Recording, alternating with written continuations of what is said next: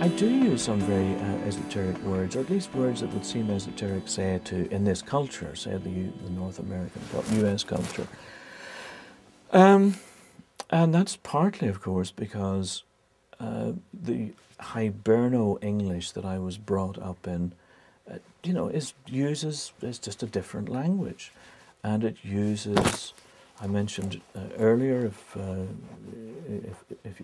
I mentioned earlier that there's still vestiges of Shakespearean English where I was brought up,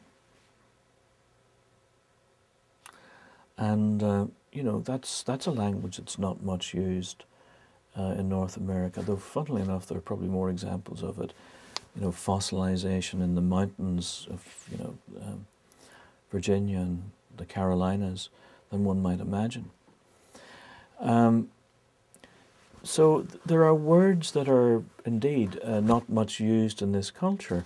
And now I can see how people would be forgiven for thinking that I go out of my way to use these arcane-ish words. But I suppose I would say I go out of my way to use the right word, the word that's appropriate.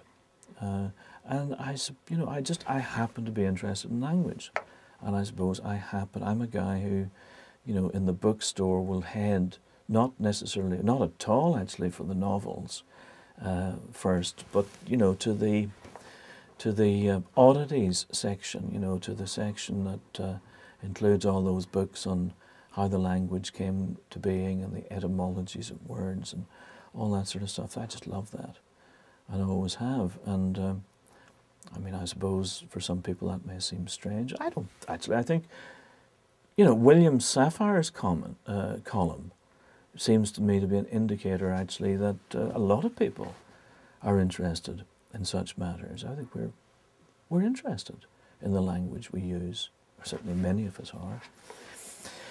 So it's true.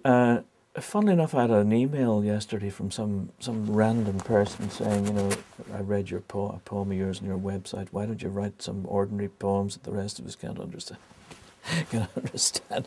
So, you know, of course one would love to be able to do that as a matter of course, and that's what I set out to do, I suppose, and insofar as I set out to do anything. But you know what? It doesn't always work out that way. It really doesn't. And I suppose, you know, I would love it if Einstein, not that I'm comparing myself to him, you know, could sort of simplify his theory for me, or, you know, there are things about the world that are complex. And in fact, almost everything in the world is complex, you know, beginning with the machinery that we're using to record this. It's very complex, you know. And moving then to one's mobile phone, not to speak of one's watch, not to speak of one's person. I mean, the body is a very complex thing that we don't understand, that we have failed to explain in any significant way. There's so much that we don't understand about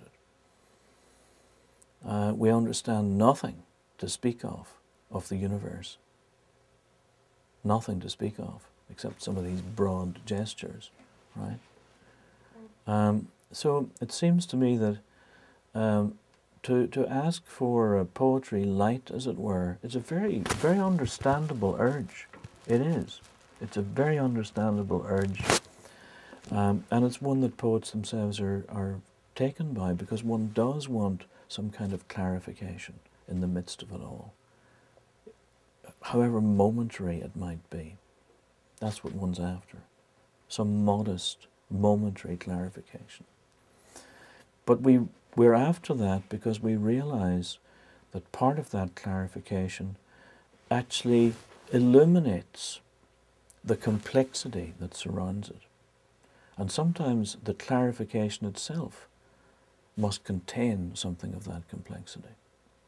And we know indeed that sometimes the poems that seem most simple, the ones that we remember, the ones that we go back to, every time we go back to them, we realize actually they're not so simple at all. So there's a very, this is a big topic. It's a big topic.